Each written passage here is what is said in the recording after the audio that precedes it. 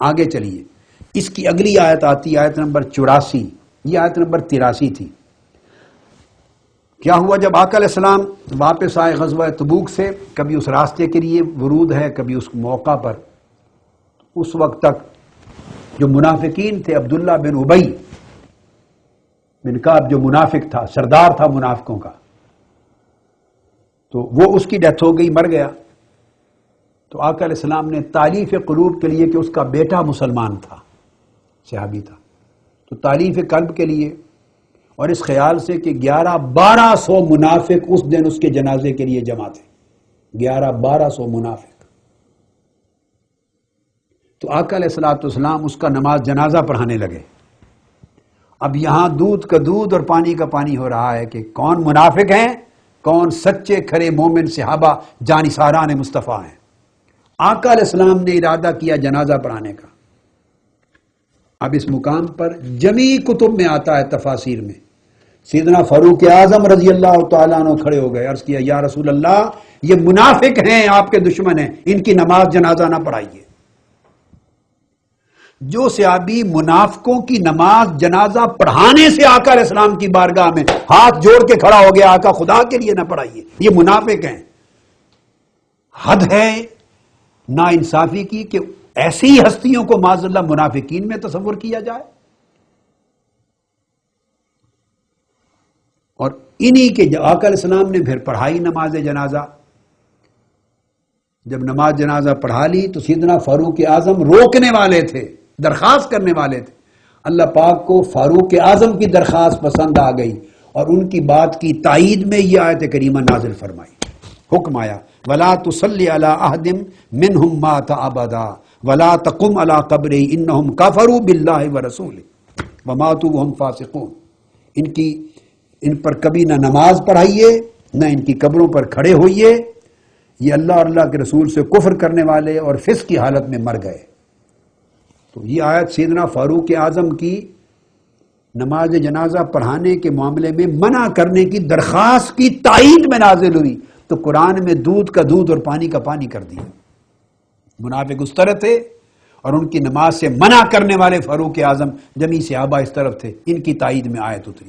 پھر قرآن مجید نے بیان کیا منافقین کا، وَإِذَا أُنزِلَتْ سُورَةٌ أَنْ آمِنُوا بِاللَّهِ وَجَاهِدُوا مَعَ رَسُولِهِ اسْتَأْذَنَكَ أُولُو الطَّوْلِ مِنْهُمْ وَقَالُوا ذَرْنَا نَكُن مَعَ الْقَاعِدِينَ۔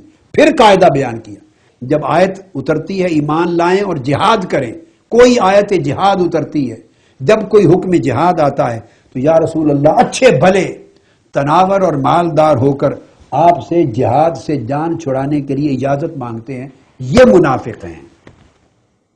خلفائے راشدین، صحابہ کبار، حتیٰ کہ بیعت رضوان اور سابقون الاولون اور دیگر صحابہ کرام نے آقا علیہ السلام سے کبھی جہاد سے جان چھڑانے کے لیے اجازت طلب نہیں کی، یہ صف اول میں جہاد میں رہے۔ تو قرآن مجید نے ان لوگوں کے لیے کہا وَطُبِعَ عَلَىٰ قُلُوبِهِمْ فَهُمْ لَا يَفْقَهُونَ، ان کے دلوں پر مہر ہے منافقت کی۔ اب یہ منافقین کا ذکر تھا۔ اب آپ پوچھیں گے تو صحابہ کرام کی پہچان کیا ہے؟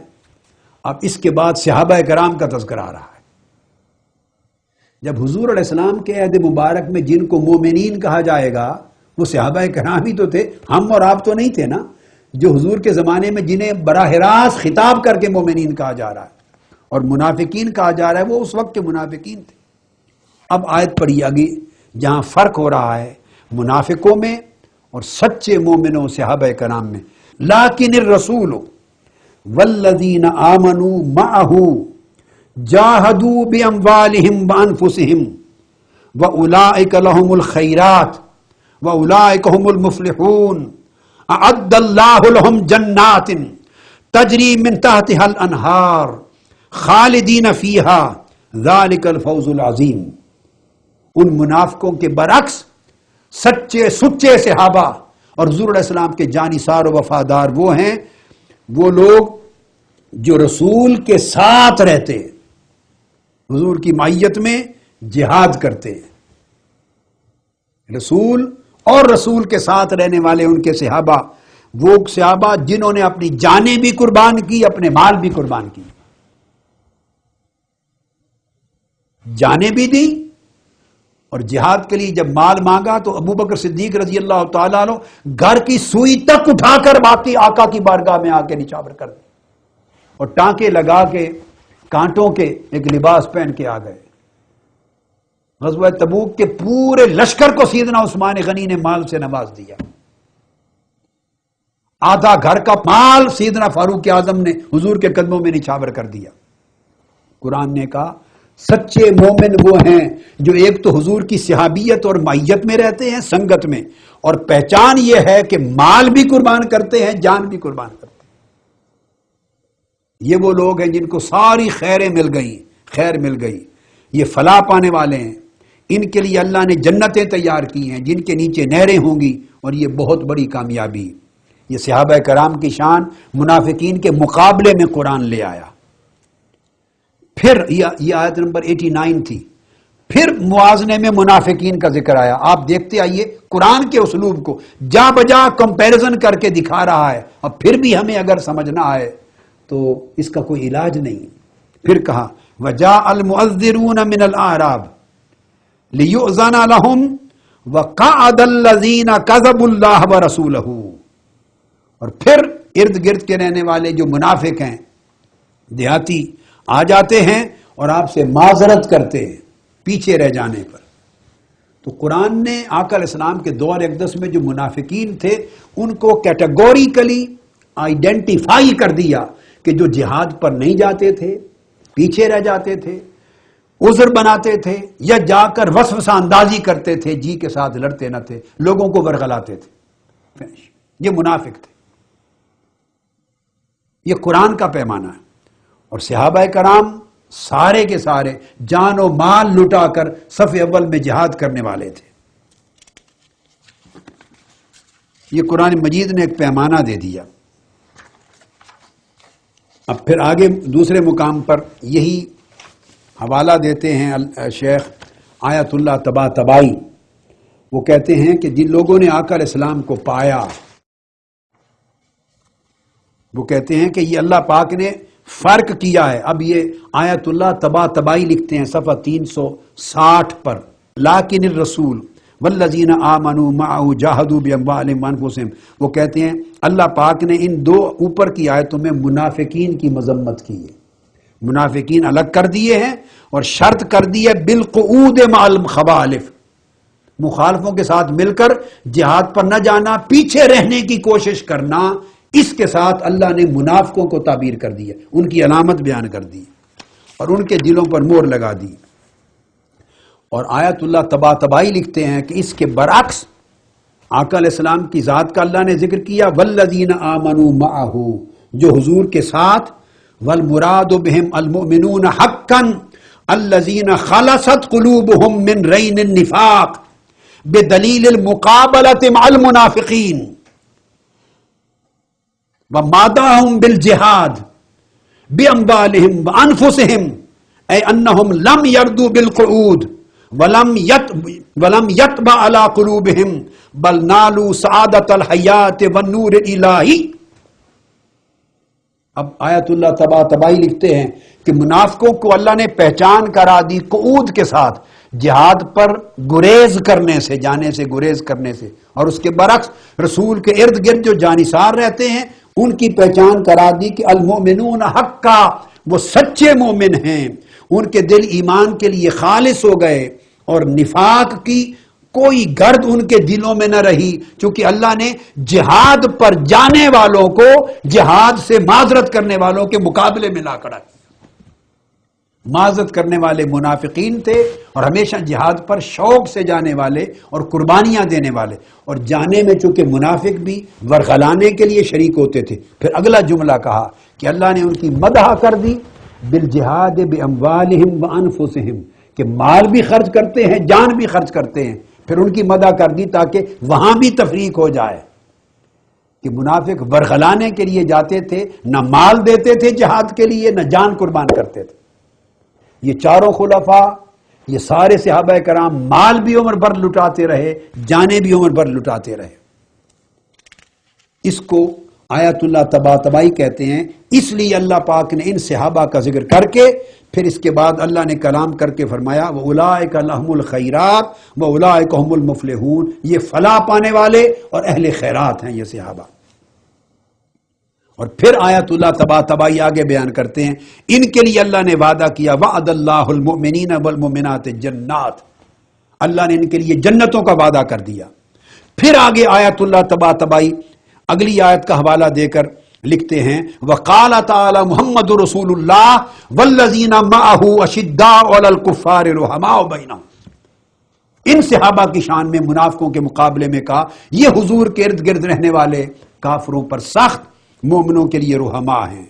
اور پھر بیان کرتے ہیں، پھر اللہ نے کہا وعد اللہ الذین آمنوا وعملوا الصالحات منہم مغفرۃ واجر عظیما، ان کے لیے اللہ نے مغفرت اور اجر عظیم کا وعدہ کیا ہے۔ یہ سب صحابہ کرام ہیں، اور معذرت کر کے نہ جانے والے یہ منافق ہیں۔ یہ پھر اس کو بیان کیا انہوں نے۔ پھر آیت اللہ تبائی آیت صفحہ نمبر 363 پر آگے بیان کرتے ہیں کہ منافقوں کی پھر یہ پہچان ہے کہ یعتذرون الیکم اذا رجعتم الیہم، جب وہ جہاد پر نہیں جاتے، یہ منافقوں کی پہچان، گھروں میں بیٹھے رہتے ہیں، اور جب آپ جہاد سے واپس پلٹ کر آتے ہیں تو پھر آپ کی بارگاہ میں آتے ہیں، معذرت کرتے ہیں، ہمیں معاف کر دیں، معافی مانگتے ہیں، یہ بہانہ بناتے ہیں، یہ وجہ بن گئی تھی، یہ مجبوری ہو گئی تھی، عذر لے کے آتے ہیں۔ فرمایا یہ منافق ہیں۔ یعتذرون الیکم اذا رجعتم الیہم، جب تم پلٹ کر آ جائیں تو تب معذرت کرتے ہوئے آپ کے پاس آتے ہیں یہ لوگ۔ اور جو مومن ہیں فرمایا خطاب الجمع للنبی والمؤمنین جمیعا، ان منافقوں کو نکال کر باقی سارے صحابہ جو آپ کے ساتھ جہاد پہ جاتے، مال قربان کرتے، جانیں لٹاتے ہیں، قرآن مجید نے کہا اللہ تعالیٰ نے اجتماعی خطاب کیا ہے نبی کے لیے اور والمؤمنین جمیعا، سارے مومنین کے لیے، منافقوں کو نکال کر سارے صحابہ اس کے اندر شریک ہے۔ یہ انہوں نے ایک پیمانہ عطا کر دیا۔ اب اس پیمانے کے ساتھ انہوں نے پھر روایات اور احادیث بیان کی، اور روایات اور احادیث میں وہ بیان کرتے ہیں آیت صفحہ نمبر 364 پر لا تصلی علی احد منہم، کہ ان منافقوں کی نماز جنازہ نہ پڑھایا کریں۔ اس کا حوالہ دیتے ہیں، پہچان بیان کرتے ہوئے وہ کہتے ہیں، اب آیت اللہ تبائی بیان کر رہے ہیں، صفحہ 364 365 تفسیر المیزان جز 9، اس میں بیان کرتے ہیں کہ جب عبداللہ بن ابی بن سلول منافقوں کا سردار جب مر گیا تو اس کا بیٹا عبد صحابی تھا، آقا علیہ السلام نے وہ واقعہ تفصیلی بیان، قمیض بھی دیا، کفن کیا، ارادہ کیا انہیں نماز پڑھانے کا اس پر، فقام عمر بن الخطاب رضی اللہ تعالیٰ عنہ۔ اب یہ آیت اللہ تبائی روایت لا رہے ہیں، لا کر پھر اس پر جرح نہیں کی، تان نہیں کی، تنقید نہیں کی، رد نہیں کیا، قبول کر لیا، تائید کی کہ جب حضور ان منافقوں پر نماز پڑھانے لگے تو عمر بن الخطاب کھڑے ہوئے، فَأَخَذَ ثَوْبَهُ، آقا علیہ السلام کا جبہ مبارک پکڑا اور عرض کیا یا رسول اللہ اتصلی علیہ، یا رسول اللہ کیا آپ اس منافق پر نماز پڑھانے لگے؟ عرض کیا منافقوں پر نماز نہ پڑھائیے، جس پر آقا علیہ السلام نے فرمایا فقال ان ربی خیرنی، اللہ نے مجھے اختیار دیا ہے۔ تفصیلی واقعہ ہے، اور یہ سارا واقعہ بیان کر کے آگے کہتے ہیں کہ پھر اس موقع پر یہ آیت نازل ہوئی فانزل اللہ تعالی لا تصلی علی احد منہم مات ابدا، سیدنا فاروق اعظم کی درخواست کی تائید میں قرآن کی یہ آیت نازل ہوئی۔ اور پھر آگے کہتے ہیں اقول، میں کہتا ہوں کہ اسی معنی کی تائید میں روایات اخرى ہے، رواہا اصحاب الجوامع و روات الحدیث، آگے مختلف صحابہ تابعین کے نام لکھتے ہیں کہ اور تفصیلات بھی آئی۔